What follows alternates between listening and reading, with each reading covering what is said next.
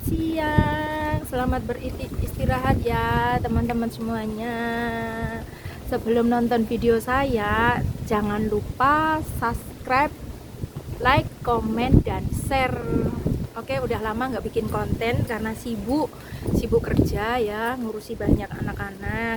Nah, hari ini ada waktu, saya lagi istirahat habis makan siang, kemudian saya lagi mau ambil hadiah ya. Jadi setiap bulan mungkin saya kirim uang ya, itu kwitansinya saya kumpulin. Jadi kalau kirim uang saya tuh pakai aplikasi yang ini apa, indeks ya, pakai indeks seperti ini ya.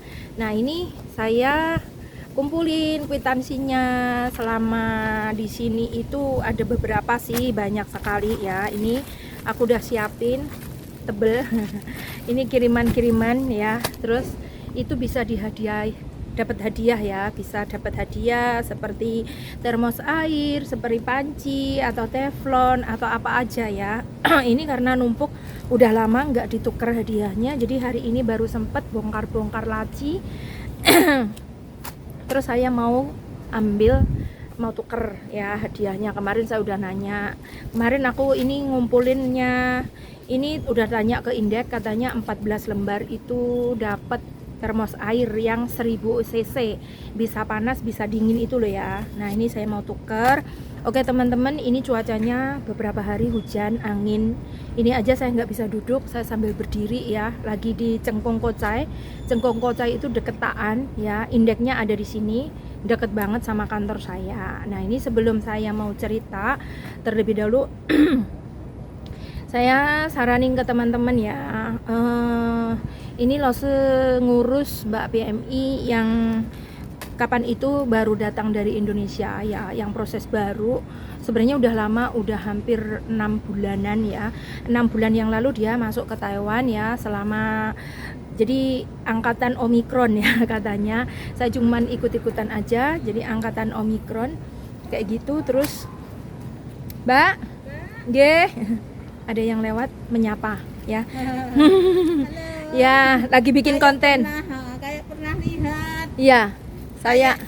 Agent itu. Iya, betul. Lagi bikin konten. Oh iya. Terus karena ada yang datang dari Indonesia, kata teman-teman tuh kalau yang angkatan 2 tahun berhenti itu angkatan Omikron ya, virus corona yang Omikron. Nah, itu datang ke sini sekitar 6 bulan yang lalu.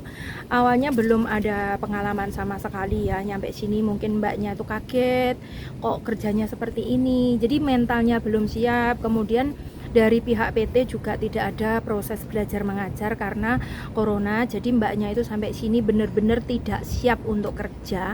Sebenarnya permasalahannya itu gimana, kalau saya tanya ya udah siap, cuman mungkin nasibnya mbaknya itu masih diuji, belum dapat majikan yang pas banget sesuai dengan hati dia ya, sesuai dengan kemauan dia. Jadi dia sangat kecewa mungkin ya.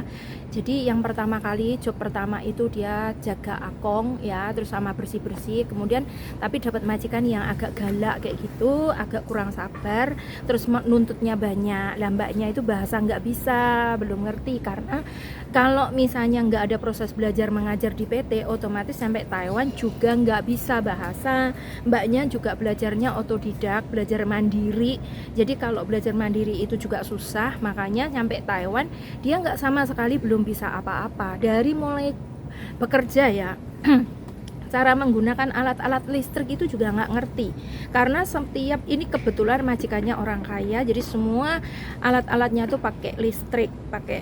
Kemudian dia nggak ngerti cara cuci mangkok pakai mesin, cara vakum, terus semuanya intinya pakai mesin, dia nggak bisa. Itu majikan sudah sabar ngajari pelan-pelan ya, sampai 2 bulan, tapi dipertahankan, tetap selalu ada masalah, ada perselisihan paham. Kemudian mbaknya minta pindah majikan. Nah, di sini sebenarnya majikan juga nggak menyetujui kalau dia pindah ya, tapi bagaimanapun anaknya tetap nuntut untuk pindah. Kemudian kita negosiasi sama majikan. Kemudian majikan itu menuntut ke mbaknya kalau memang mau pindah ya minta ganti rugi kayak gitu, karena biaya yang dikeluarkan itu hampir 80.000 NT. Otomatis kalau 2 bulan dipakai kan rugi ya, karena kita di sini juga nggak punya penggantinya, karena di Indonesia juga nggak bisa masuk ya. Kemudian setelah diproses, Mbak E bersedia ganti rugi, tapi nggak banyak sih ganti ruginya, cukup untuk biaya karantina dan sebagainya itu. Terus itu sudah ada persetujuan antara majikan dan Mbak TKW-nya. Nah, kemudian setelah itu kita pindah, kita ambil lah mbaknya itu saya taruh di mes dulu, saya ajari dari mulai cara adaptasi dengan majikan itu gimana, cara berbahasa yang baik itu gimana, cara mengenal alat-alat listrik apa, ngerawat jompo gimana, semua saya ajari dari nol. Jadi di sini saya tampung hampir 1 bulan ya, karena benar-benar harus dikasih materi, bukan teori saja, harus praktek juga, cara masak gimana, ngerawat pasien gimana. Jadi mbaknya di sini juga bersedia belajar 1 bulanan. Kemudian saya carikan majikan lagi. Nah, itu di situ di majikan kedua juga tidak betah lagi karena jaga ama yang katanya loso, cerewet. Kemudian makannya juga pelit, katanya kayak gitu. Jadi di situ cuman bertahan sekitar 2 mingguan ya, nggak betah lagi, minta pindah lagi. Kemudian saya tampung lagi di mes.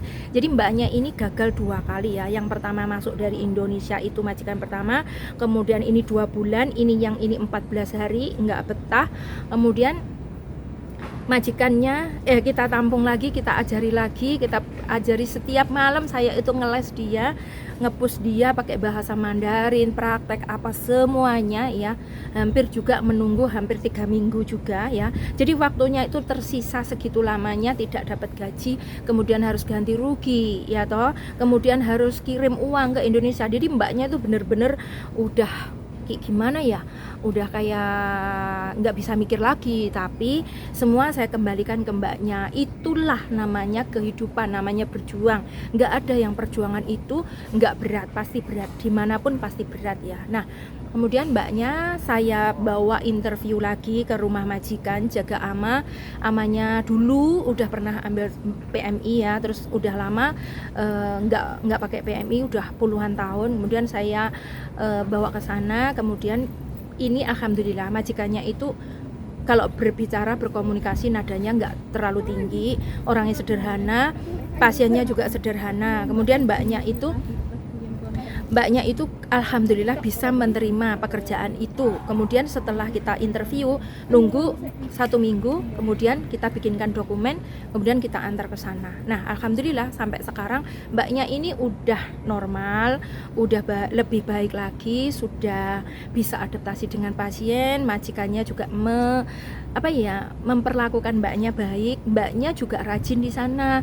Jadi begini loh ceritanya ya, singkat cerita itu, kita datang ke luar negeri, kita kerja, intinya nggak semua harapannya itu baik, nggak semuanya juga langsung baik-baik saja, tidak.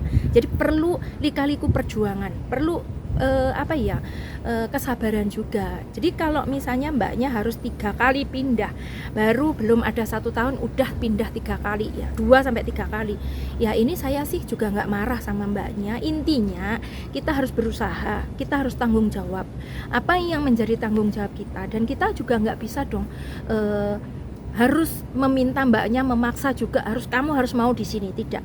Karena kerja atau kontrak itu 1 kontrakan 3 tahun. Jangan mencarikan Mbak PMI kerjaan yang hanya bisa bertahan cuman sebentar-sebentar, itu kasihan juga ya. Jadi karena kalau memang dapat kerjaan yang nyaman atau baik atau mungkin sesuai dengan kemauan dia juga akan baik-baik kerja. Intinya seperti itu. Jadi kita prinsipnya ya sama-sama lah ya, semua juga tergantung kepribadian kita juga. Kalau kamu mbaknya ini sebenarnya udah capek bolak-balik ganti, dan dia belum dapat uang, terus harus ganti rugi, mbaknya capek. Makanya buat teman-teman nanti yang proses baru yang mau datang ke sini ya, harus hati-hati lagi, disiapkan mentalnya. Apalagi sekarang yang proses baru itu gaji udah baru, jadi kalian juga nggak ada istilahnya cuman menganggap gampang ya. Jangan merasa itu gampang, kerja di luar negeri gajinya gede terus kamu mengabaikan tanggung jawab, kemudian kamu kalau sedikit nggak kerasan terus kamu minta pindah. Bukan, kasih kesempatan agensi dan majikan untuk berkomunikasi juga sama kamu dan menyelesaikan masalah ini, apa di mana masalahnya, solusinya gimana. Kecuali majikan benar-benar tidak bisa menerima dan Mbak PMI tidak bisa menerima, nah itu baru kita urus kayak gitu ya. Jadi buat teman-teman tetap semangat ya. Nanti kalau misalnya udah benar-benar dibuka, udah bisa ID, udah bisa TETO, visa dan lain sebagainya, tolong disiapkan dari sekarang bahasanya, kesiapan mentalnya ya. Jangan nanti nyampe sini terus kamu bilang nggak betah, nggak apa ya. Harapan saya tetap kalian yang terbaik. Terima kasih, itu aja, moga bermanfaat ya. Buat teman-teman tetap semangat ya, jaga kesehatan, jaga mood, semoga Gusti Allah memberkahi. Terima kasih, bye bye.